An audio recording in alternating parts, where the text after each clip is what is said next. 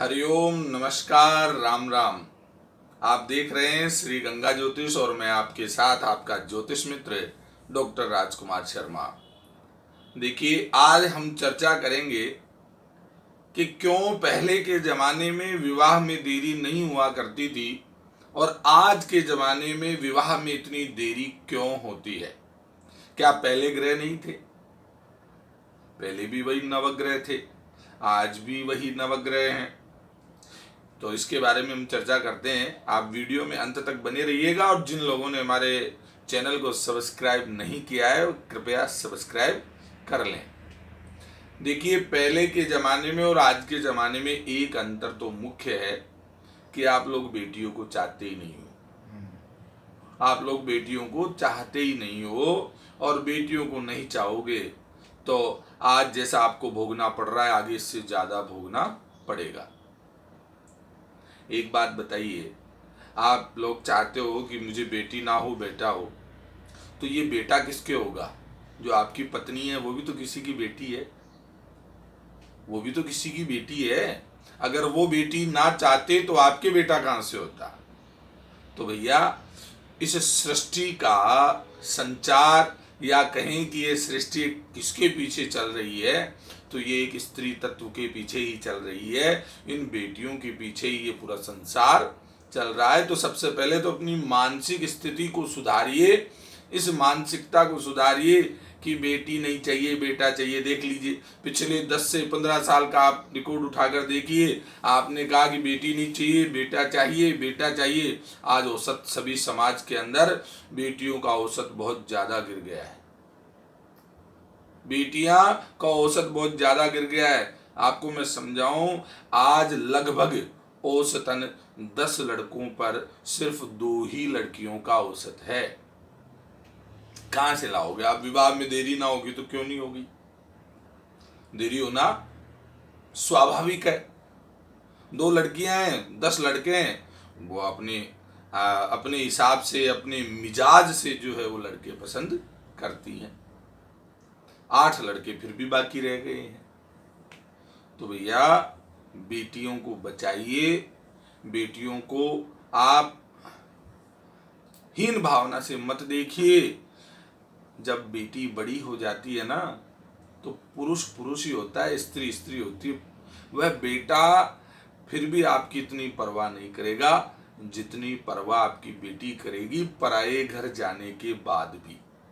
जब तक यहाँ रहेगी तब तक आपकी परवाह करेगी और जब पराये घर चली जाएगी तब भी आपकी परवाह करेगी।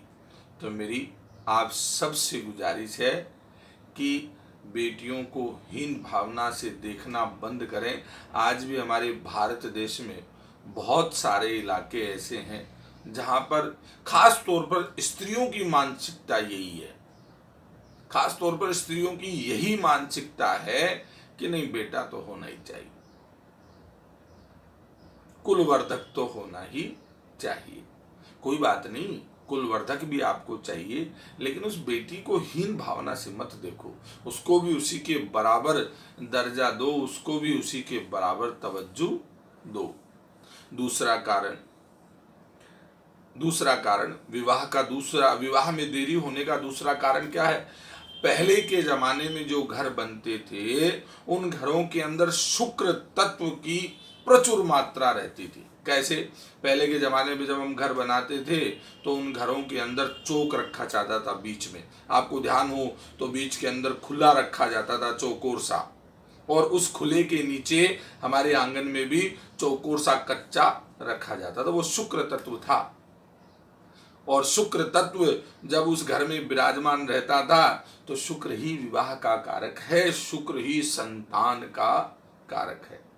तो ना तो विवाह में देरी होती थी और ना ही संतान में देरी होती थी। झटपट विवाह होता था और झटपट ही संतान प्राप्त होती थी। आजकल संतान में भी 3-3, 4-4 साल लग जाते हैं और फिर भी दवाइयां लेनी पड़ती हैं। तो एक कारण यह भी है। दूसरा, आप अपनी कुंडली का विश्लेषण करवाइए। उस कुंडली में सप्तम भाव का मालिक कहाँ बैठा हुआ है, सप्तम भाव का जो कारक है वो कहाँ बैठा हुआ है, पंचम भाव संतान के लिए आप पंचम भाव को देखिए, पंचम भाव के स्वामी, पंचम भाव के कारक को देखिए। लेकिन पहले जो मैंने 2 कारण बताए हैं, आप इन 2 कारणों से थोड़ा सा उन पर भी ध्यान दीजिएगा कि इन 2 कारणों को भी दूर किया जाए। आज के ज़माने में अब बिल्कुल आपने चौक रखना बंद कर दिया है। कोशिश जरूर कीजिए कि बीच में चौक रखा जाए, इससे शुक्र तत्व की कभी भी घर में कमी नहीं होगी।